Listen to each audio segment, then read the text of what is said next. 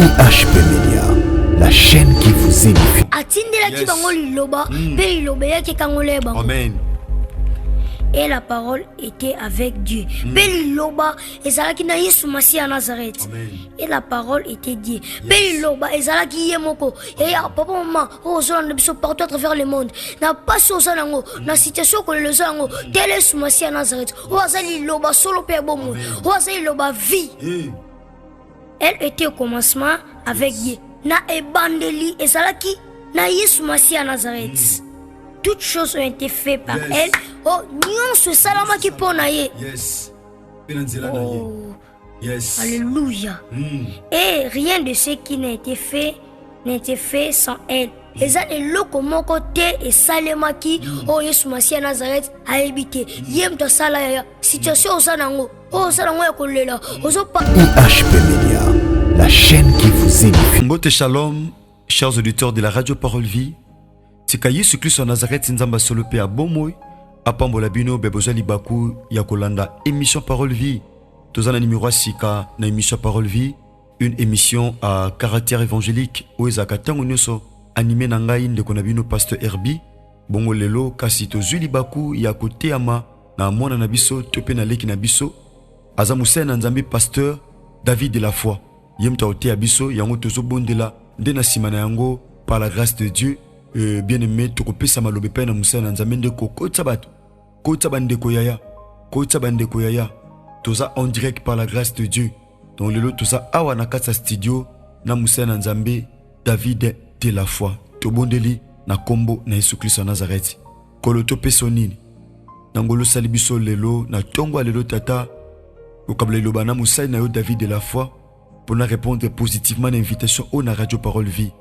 Yesu Christ en Nazareth nzamba solo pe abomoy kolo na tomboli yo nkolo nzamba makoki nyonso na recommandé moment où epai na yo tata il est écrit na tango asuka tata kolo moko ta koyebisa muninga oyebi mibeko na nzambe pamba toko koma mibeko na mitema bato kolo komona David kote abiso tata eza nkolo kokamwa pamba te nkolo so bandeko bayoka kinga te tona zote ya menanzela te ya David mwana 11 ans tata bayoka pe ba comprendre na kombo Yesu Christ en Nazareth nde tobondeli pe tolobi amen. Merci tozana musana nzambe awa. Bonjour pasteur David de la foi. Bonjour daddy. Bonne santé par la grâce de Dieu. Santé eza bien ngolonza. Merci David de la foi zali pasteur na église centre évangélique de la foi en Christ. Pasteur David yom toti abiso lelo na kati ya émission Parole Vie bazon abiso awa na ba chaîne abiso ebele na de la foi TV na DLF TV 2 pe na RK Pro TV par la grâce de Dieu. David de la foi Maté zepa na yo bando bazola na biso na radio Parole Vie na nzela ba WhatsApp na ba application na biso pe na nzela YouTube par la grâce de Dieu. Peuple nzamba za na posa koyoka yo malobe pesa mele bino pasteur David. Amen amen. Shalom peuple de Dieu balanda radio Parole Vie. Yes. Toza awa lelo pona kote liloba nzambe ne bible zoloba na circonstance nyonso tote ya liloba. Yes, gloire à Dieu tout puissant. Je dis un grand merci à mon père l'évangéliste Jean-Paul Mayata, pasteur de la foi. Et daddy, un grand merci. Merci mon fils. Bandeko bozolanda biso partout à travers le monde. Tika Yesu Masi à Nazareth, asala biso bolam. Amen. Les lots ont partagé un petit soutien au Tozolo Bela. Jésus-Christ de Nazareth est la lumière de ma vie. Yes. Tomoni, la lumière est éclairée. Yes. Yesu Masi à Nazareth, il est la lumière du monde. Amen. Tomoni radio Parole Vie. Yes. Et ça composé dans deux mots. Yes. Parole et la vie. Amen. La vie, c'est Jésus-Christ de Nazareth. Yes. Nous lisons rapidement dans le livre des Jean, chapitre 1er, verset 1er au 5e verset. Yes. Au commencement était la parole. Yes. Na ebandeli ezalaki liloba. Bible lobi na ba pasi na bango Yesu Masi atindaki mbongo te. Yes. Atindaki lipa te. Mais atindelaki bango liloba pe liloba yake kangole bango. Amen. Et la parole était avec Dieu. Beliloba ezalaki na Yesu Masi à Nazareth. Et la parole était Dieu. Beliloba ezalaki yemoko. Et papa maman, ozolanda biso partout à travers le monde. Na pasi osanango, na situation ko le zango, tel Yesu Masi à Nazareth. Ozali loba solo pe bomo. Ozali loba vie. Elle était au commencement avec Dieu. Na ebandeli ezalaki na Yesu Masi à Nazareth. toutes choses ont été faites par elle. Oh, nyonso salama qui ponaye. Yes. Oh. Yes. Alléluia. Et rien de ce qui n'a été fait sans elle. Eza eloko moko te esalemaki oyo Yesu Masiya Nazareth ayebi te. Ye mutu asala ya situation oza nango oyo oza nango ya kolela ozopartage basituation difficile ozolela papa maman frères et sœurs tika nayebisa yo Yesu Masiya Nazareth liloba na memeli na ntongo ya lelo liloba bomoi liloba vie. Il s'appelle Jésus-Christ de Nazareth. Il est la lumière du monde. Tika na passe au salon papa maman frères et sœurs lumière na Jésus-Christ de Nazareth et que éclairer na bomoi et que éclairer na vie na yo et que éclairer na bomoi na yo au nom de Jésus-Christ de Nazareth. Verset 4. Elle était la vie. Azalaki vie yon tolobi radio parole vie azalaki vie yon azoba mutu moko ata la situation passe au salango ata la situation ko lelo salango ndimela Yesu Masiya Nazareth o azala parole et la vie. Alors la vie c'est Jésus-Christ de Nazareth. La vie était la lumière de l'homme.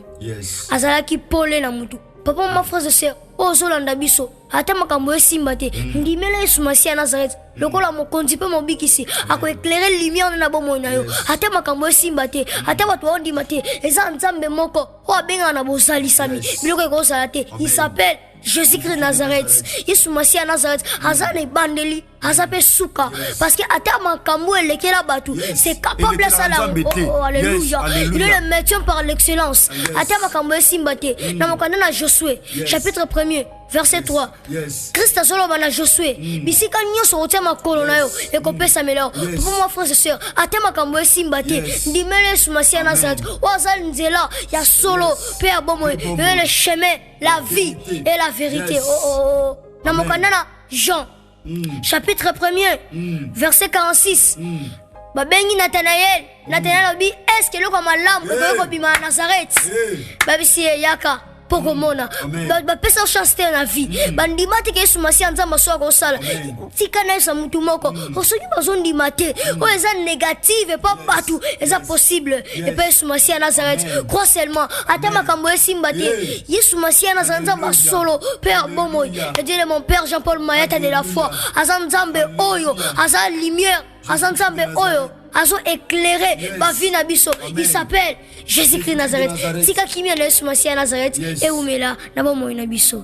Merci. Merci bandeko balandi radio parole vie. De cause on a biso so ifieza na kata ténèbres.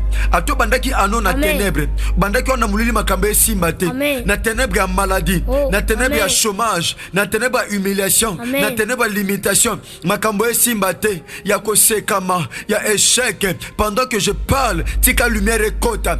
Tika lumière ekota. Kali lobo ete amina tongwa lelo. Nanzela pasteur David de la foi. Te nazo te abasi pe mibala kondima. Na te abatunyo sote. Nazo te abasi pe mibala kondima. Yo molile kota na santé na ba faire à ténèbres à chômage makambe simba kate ouais simba kite na passé na présent ko simba pamba tabo msa makambo o batu ba bebisa ata makambe simba te tamulai ne longo na Yesu Masiya Nazareth e ko simba ko sisa anote na soni ko sisa anote na humiliation aussi ça ngote na ko sekama aussi ça ano na témoignage pamba te la lumière est là. Yesu Masiya Nazareth aza polo engengisaka na tongo angengisa na moi angengisa na butu ata basopela au ténèbres ata ténèbres ko boakela. Il y a un homme qui domine dans le ciel, sur la terre et sous la terre. Il a un nom c'est Jésus-Christ de Nazareth. Le Dieu vivant et véritable. À nos yeux sa muta kondima nanzela message oyo elongo na pasteur David de la foi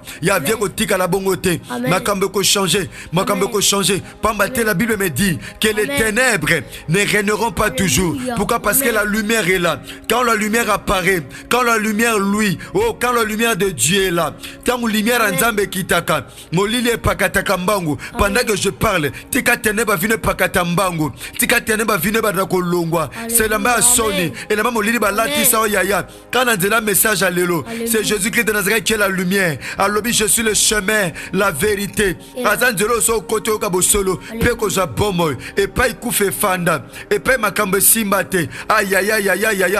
tozote ya basi pe mibala kondima ndeko zwi libaku yona na biso na tongo lelo tika pole kota. C'est lui la lumière qui éclaire. Makambo nyonso esalama na nzela na ye. Tout était créé par lui et pour lui. Alléluia. Le trône, la puissance, la dignité, tout était créé par lui. Amen. Et pour lui. La gloire a été créée par Christ. L'honneur a été créé par Christ.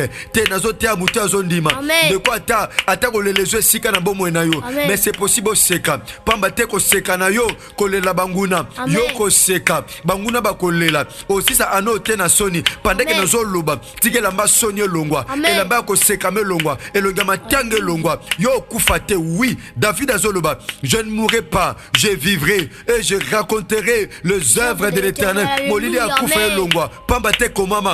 Voici ce peuple, longtemps ainsi dans les ténèbres. Alléluia, vit une grande lumière. Alléluia, c'est qui habitait le pays de l'ombre et de la mort. Amen. Une lumière resplendit. Pendant que je parle, tika pole anzambe. Ebana kongengisa. Engengisa yo mon frère. Engengisa yo ma soeur. Engengisa papa, maman. Engengisa yo. Yo bikagi na ténèbres. Na ténèbres célibat. Na ténèbres stérilité. Na ténèbres chômage. Yakolela musale zate. Makambezo simbate. Ça c'est la parole vie.